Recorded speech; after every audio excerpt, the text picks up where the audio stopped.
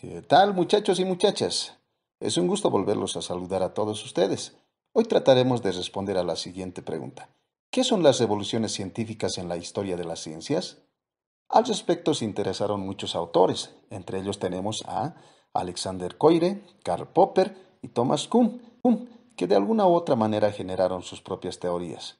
Más, en epistemología e historia de la ciencia, una revolución científica es considerada como el momento en que la producción científica deja de producir los esquemas de la denominada ciencia normal y se produce un cambio de paradigma científico. Al respecto, el profesor.com señala lo siguiente. En las diversas teorías que existen sobre cuál es el proceso de avance de la ciencia, nos encontramos con que el pensamiento de Kuhn intenta mejorar y corregir el pensamiento de Karl Popper. Karl Popper nos hablaba de la falsación como método para llegar al conocimiento del avance de la ciencia, ya que la ciencia lo que hacía era avanzar no afirmando cosas verdaderas, sino rechazando cosas falsas.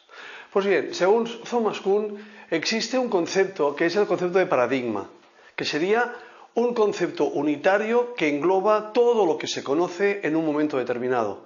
Cada época histórica tiene su paradigma. Así, según Kuhn, la ciencia va avanzando poco a poco en lo que llamamos la ciencia normal, hasta que el paradigma actualmente aceptado ya no es capaz de explicar todo lo que se conoce. En ese sentido, por lo tanto, el paradigma actual ya no sirve y hay que cambiarlo por otro. Debemos crear otro paradigma que sustituya al paradigma anterior. Es cuando se produce el proceso que Kuhn llama revolución científica. La revolución científica lo que intentará hacer es dar explicación a los nuevos fenómenos que se han conocido, aquello que escapa al paradigma anterior y que llega a poder sustituirlo. Así, por ejemplo, a nivel histórico, nos encontramos con que el modelo de Aristóteles, planteado en el siglo IV a.C. y corregido por Ptolomeo en el siglo I, ya no sirve en el siglo XV-XVI. Se sustituye este modelo, este paradigma aristotélico, por uno nuevo. Sin embargo, este modelo no es creado finalmente hasta Isaac Newton en el siglo XVII. Por lo tanto, nos encontramos con una revolución científica en los siglos XVI y XVII. En esta revolución científica participarían autores como Copérnico, Tycho Brahe, Johannes Kepler, etcétera, etcétera. Este paradigma nuevo, el que se ha creado a partir de la obra de Newton, sigue su curso como ciencia normal hasta que se descubre el segundo principio de la entropía, el segundo principio de termodinámica, principio conocido como la entropía, que es totalmente incompatible con el paradigma de Newton. Surge exactamente lo mismo. La ciencia normal da paso a la ciencia revolucionaria. Es lo que llamamos la revolución científica, hasta que esta revolución culmina con un nuevo paradigma. Esta concepción de la ciencia de Thomas Kuhn no es totalmente incompatible con el pensamiento de Popper.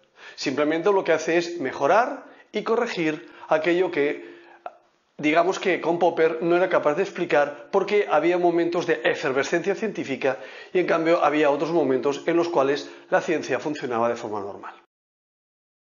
Como podemos comprender, las revoluciones científicas en la historia están condicionadas a referentes socioculturales, sociohistóricos, sociopolíticos, entre otros, que de alguna u otra manera determinaron el rumbo de lo que es la humanidad.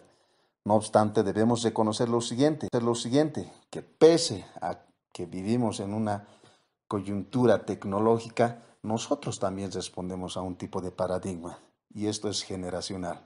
Bien, sin nada más que decir, y haciendo reminiscencia a la perspectiva de Thomas Kuhn, es que nosotros como seres humanos nos desenvolvemos en un principio en una ciencia normal. Vemos que surgen anomalías, entramos a un estado de crisis y luego buscamos alternativas o tratamos de establecer una revolución paradigmática. Y lo más extraño es para volver a una ciencia normal. Es un proceso cíclico que no duda en ser restablecido. Bien, eso es todo por hoy. Hasta la próxima clase.